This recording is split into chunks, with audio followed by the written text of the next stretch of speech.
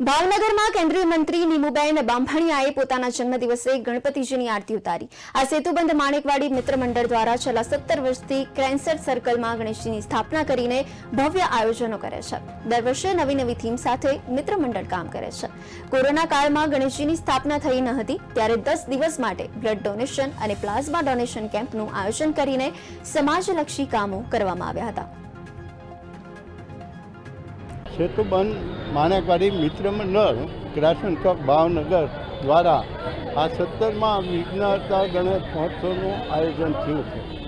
દર વર્ષે એટલે કે 2008થી સતત ક્રાસન ચોક ભાવનગરની અંદર સેવા સહકાર અને સંગઠનના હેતુથી ભાવનગર સેતુબંધ માણેકવાડી મિત્ર મંડળે ભાવનગર જ્યારે આજે ગણપતિ ઉત્સવમાં હિલોળા લઈ રહ્યું છે ત્યારે આજે ગણપતિ ઉત્સવના બીજા દિવસે ભાવનગરમાં સ્થિત સેતુબંધ મિત્ર મંડળ ક્રેસન્ટે અત્યારે ભારત સરકારના કેન્દ્રીય મંત્રી નીમુબેન બાંભણિયા પધાર્યા છે, જેઓએ આરતી પણ ખૂબ ભાવપૂર્વક કરી અને આજની દિનચર્યા બેનની કેવી રહી એ આપણે એમની પાસેથી જાણશું। નમસ્કાર બેન। નમસ્કાર। આજની દિનચર્યા આજે જ્યારે ગણપતિ દિવસનો બીજો દિવસ છે ત્યારે તમે શું કહેશો? દેશના સૌથી લોકપ્રિય વડાપ્રધાન માનનીય નરેન્દ્રભાઈ મોદી સાહેબના નેતૃત્વમાં અનેક વિકાસના આયામો પ્રાપ્ત થયા છે। સળંગ ત્રીજી વખત વડાપ્રધાન બની અને 3 ગતિથી વિકાસના કામો થવાના છે। વિકસિત ભારતની સંકલ્પના સાથે એક ટીમ બનીને અમે કામ કરવાના છીએ।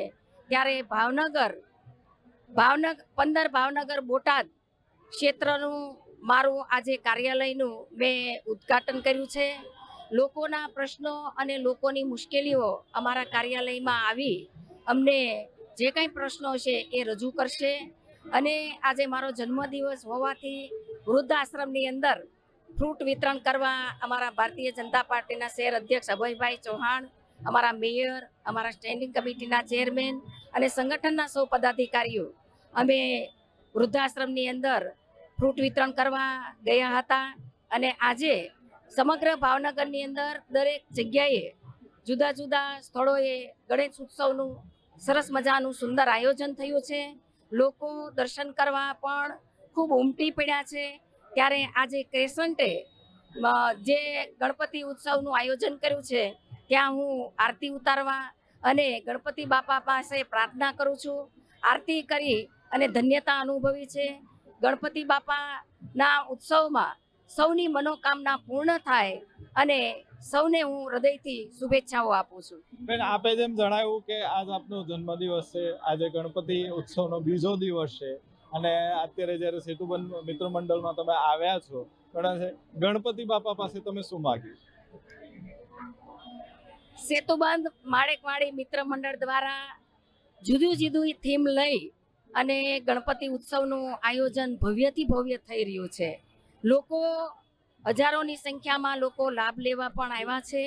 ગણપતિ બાપા પાસે એટલી પ્રાર્થના કરું છું કે સૌને ગણપતિ બાપા શાંતિ આપે, સમૃદ્ધિ આપે અને એમની મનોકામના પૂર્ણ કરે એવી ગણપતિ બાપા પાસે હું પ્રાર્થના કરું છું।